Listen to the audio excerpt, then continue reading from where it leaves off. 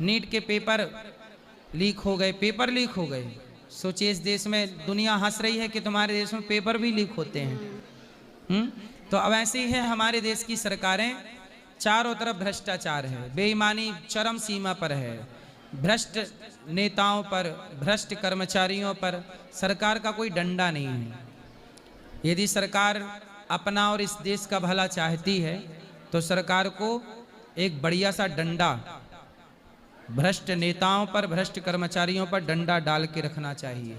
ऐसा डंडा जो सबक सिखाए। चौराहे पे बेईमानी करता कोई पकड़ा जाए, भ्रष्टाचारी, चौराहे पे खड़ा करो और फांसी दो सबके सामने, ताकि दूसरा डरेगा कि भाई हमें नहीं करना।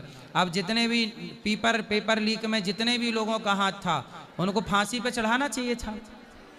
फांसी पे चढ़ जाते तो अगली बार आपको फिर हेलीकॉप्टर से एग्जाम नहीं दिलवाना पड़ता। अब फांसी पे नहीं चढ़ाए तो अब सेना को लगाओ, अब सेना बॉर्डर से आएगी, अब पेपर करवाएगी, अब बॉर्डर पे फिर अपन लोग चलें, संभालें बॉर्डर। ऐसा है, भ्रष्टाचार सरकार नहीं मिटा रही है। सरकार क्या कर रही है, ऊपर से लीपापोती कर देती है, जड़ पे जाके काम नहीं करती। सीधा फांसी, गलत व्यक्ति को फांसी।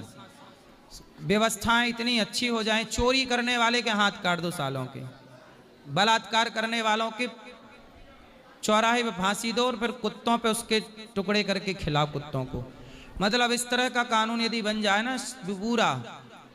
अब हमारे देश में आप देखो, आप चप्पल उतार के आई होंगी बाहर यदि, तो आप जाओगी तो मिलेगी ही नहीं। कल हमारी चप्पल चोरी हो गई थी। फिर तो हमारे देश में चप्पल तक तो बच नहीं रही है, तो एग्जाम क्या बचेगा, है ना।